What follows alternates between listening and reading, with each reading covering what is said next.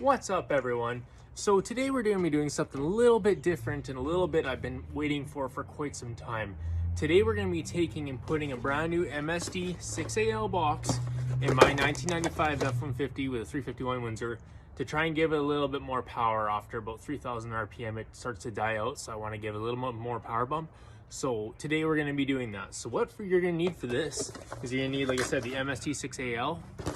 You're also going to need for the F1 for this year Ford, the MSD, I believe it's a 5527 coil, and you're going to need, now this is, you can cut into the factory harness, but this guy makes this quick work, very plug and play, very easily, and this is the 8874 F-150 harness for this year. So this is what you're going to need to basically put the MSD box into your truck, wire it, plug and play, and then in the event that you don't want it anymore, you can remove it without having to cut into wiring harnesses. So this makes this very easy. So with any further ado, let's get to the install. So here we are at the truck here, and so what I've done previously is I mounted this MSD 6AL box against the firewall here, which is pretty, it's a better place. It's not as vibrational as mounting it, let's say, on here. So I like this spot a little bit better.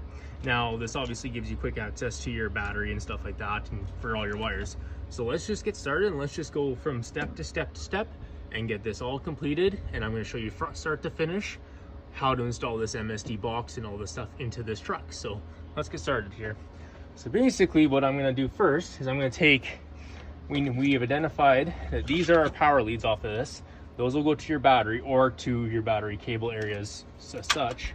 So we're just going to leave those off to the side for now. This gray wire is your tachometer wire. Now on this truck, I don't need to use this. I don't have an aftermarket tachometer, so we're not needing this. So all we need at this point is these four cables. You have your red, your white, your black, and your orange. And we're going to route those all the way around to where our coil is. So just stay tuned and watch as we do it. Now I have already a bunch of wiring ran into this, so I'm just going to follow that existing wiring is my plan. So we'll just take that.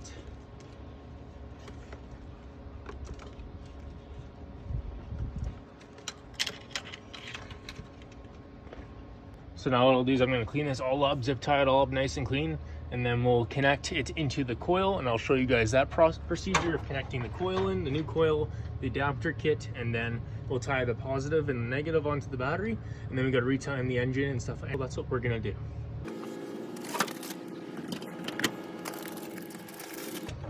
Get our handy dandy little zip ties here. We're just going to go through and just zip tie it the whole way up, nice and clean.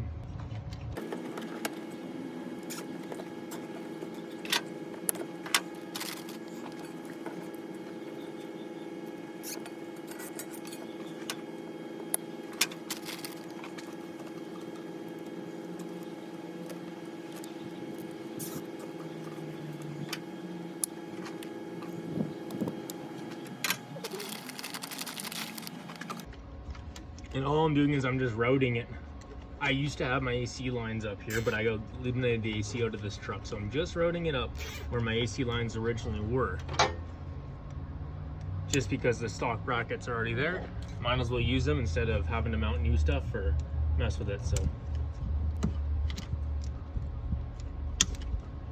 I'm just cutting off my old zip ties because there's no point in having a bunch of zip ties all wrapped around. I just think that looks like garbage, so.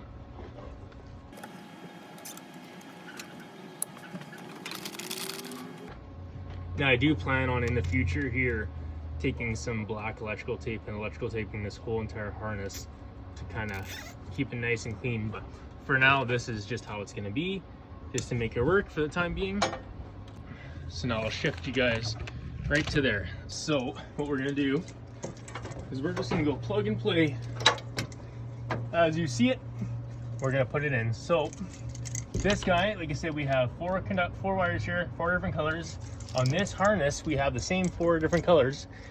We'll see if we can get that right into there.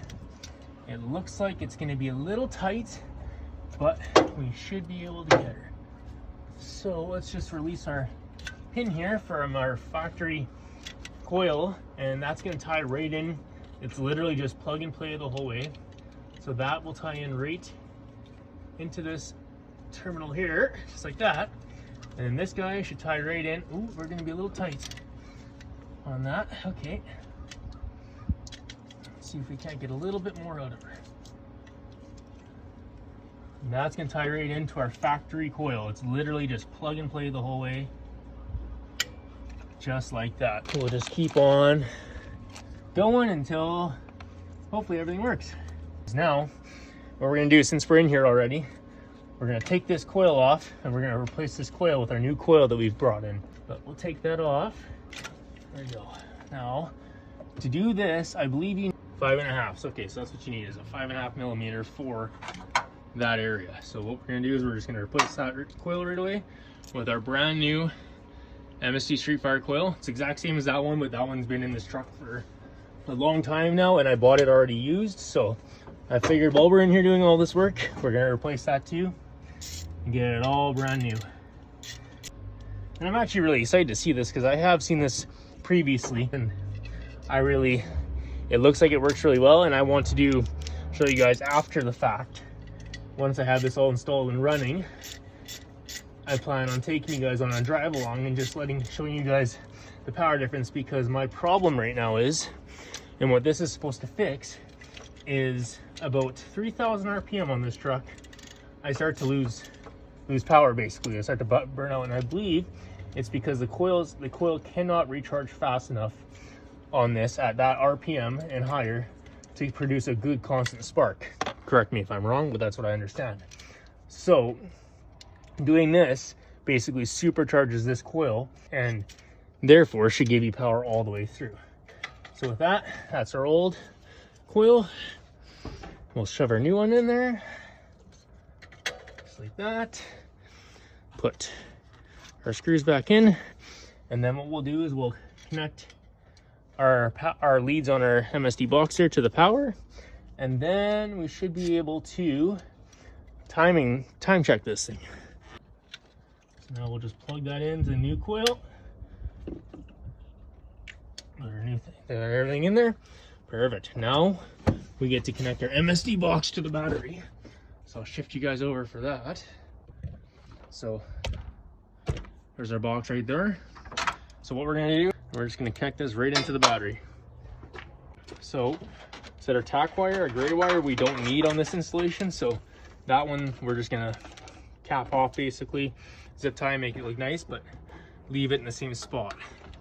But what I'm concerned about is this, all this extra wire. I'm not cutting any of it because I've learned in the past you don't cut any of it off and you just leave it. And then we're gonna take our tack wire, we can just shove down in there for the time being. We're gonna connect our negative first. So now I'm gonna go to this clamp right here on the side of the corner. That's our body ground.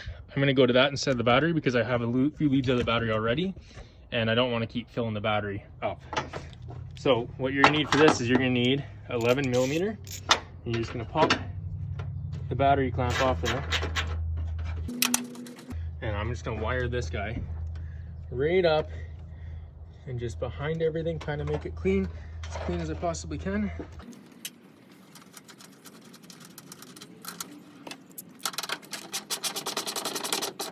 Just like that. Then we'll put a couple zip ties around that. I do have previous zip ties down here with the rest of these grounds. I've already upgraded this truck on the big 3 for the audio system as well, so that's why you might see bigger grounds in here, because I've already done that.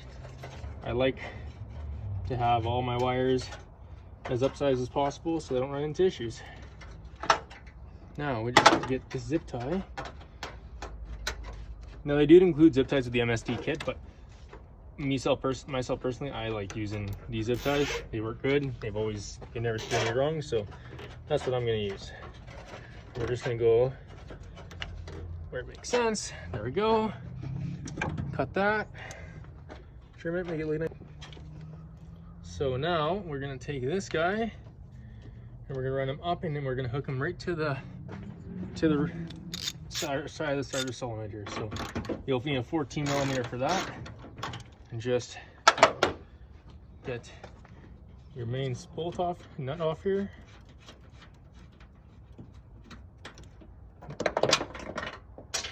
Okay, that dropped, but that's okay. Perfect.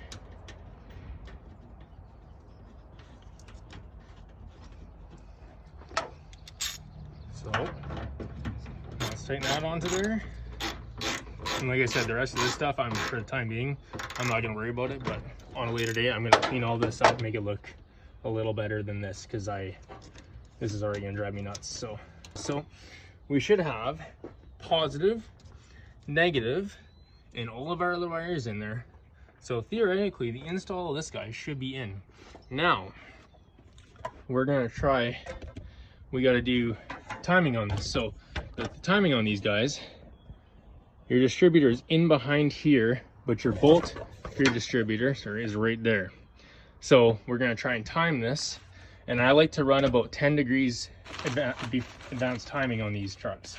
So what I'm gonna do, and I'm going to basically start the engine. Now, what I understand is these may retard the timing a little bit. So we have to correct that. So in order to do that, there's a plug over in this corner that we have to remove. Totally remove, and that's right here. So there's this little plug, and from what I understand here, if I get you guys a little better angle on this, you just have to remove this plug to check for your timing. There you go. It's that guy. That's what you need out of there. So with that out, we're gonna put that on the rod here, and now we're gonna start this truck up and see how it sounds. It's probably gonna sound really shitty off the bat, but that's just because we'll have to probably advance timing a little bit. So what I'm gonna do now is I'm gonna grab my my timing light and everything, get it all set up, and we're gonna try and time this. Alrighty everyone, so here we are. We've set up our timing light. Our timing light here. We got our positive and negative connected, and our lead off to our #1 spark plug wire there down at the bottom, if you can see that. So what we're going to be looking for here, I have this 13mm screw just a little bit loose, or the bolt, sorry. What we're going to be looking is down here, if you can see it. We're looking for, on the harmonic balancer, there's a little point there, and I've got a line drawn at about 10 degrees before top dead center. We're looking to make sure that line lines up with that mark, and when you'll see that mark when you turn your timing light. So without further ado, what we're going to do, so we're going to start the truck up, we're going to time it, make sure everything's good, and then we'll plug everything back in, and then we'll give it a run cycle, and I'll show you guys how it sounds like when it runs.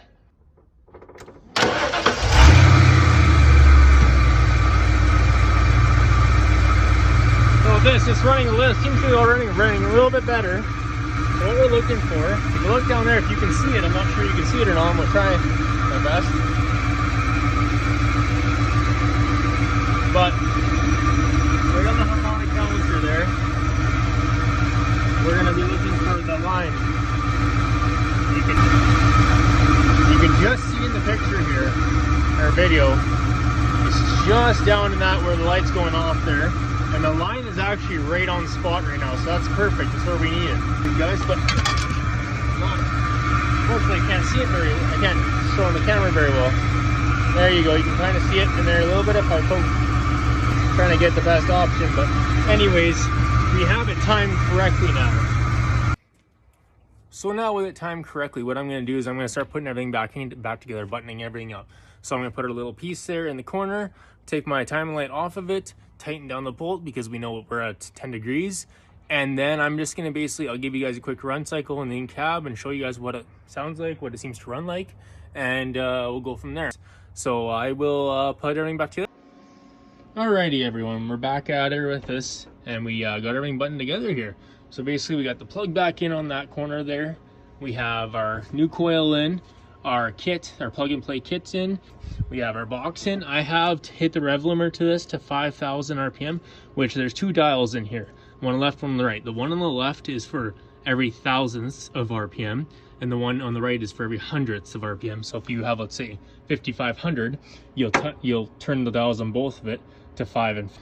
We got it timed correctly, so the timing's all looking good. We got our wiring all done. Now, I will clean this up later on, but just for the time being, I just want to get this thing running and make sure everything's running right. So with that being said, so what we're going to do is I'm going to take you to the inside of the truck, and we're going to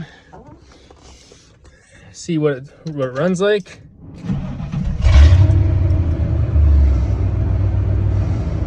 So we're idling at about 700 right now, which is what I usually idle this thing at. So what we're gonna do is we're just gonna see.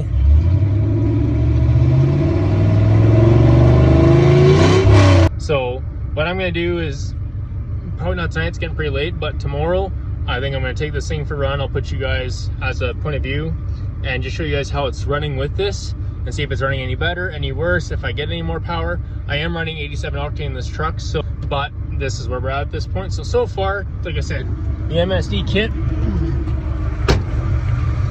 very impressed with the plug and play ability of it, and the fact that in the event that you don't want the kit anymore, you just literally pull the plugs out and put it back to factory. It's all plug and play, very quick, very easy, which I like. So for right now, we'll see you guys a little bit later, and we'll keep going with the install. Hey everyone, so we're back here. It's been a couple days now. I've had the opportunity to drive the truck with this new MST box and all the stuff that I put into it here. I'm very happy with the product. I definitely noticed throughout all the RPM ranges on this truck that I'm getting a lot more throttle response throughout the whole thing. But I'm definitely noticing a lot more after about 3,000 RPM, whereas that was a common problem with these trucks. After 3,000, they would basically fall flat on their face, more or less. So after I've had this thing up to about 4,500 RPM now. I've taken down the highway, put it around town, and I will say that it feels like definitely worth the investment if you're planning on getting a little more power out of these trucks. But from that, that's what I'll say. Subscribe, follow, like, comment, and we'll talk to you guys later. Have a good one.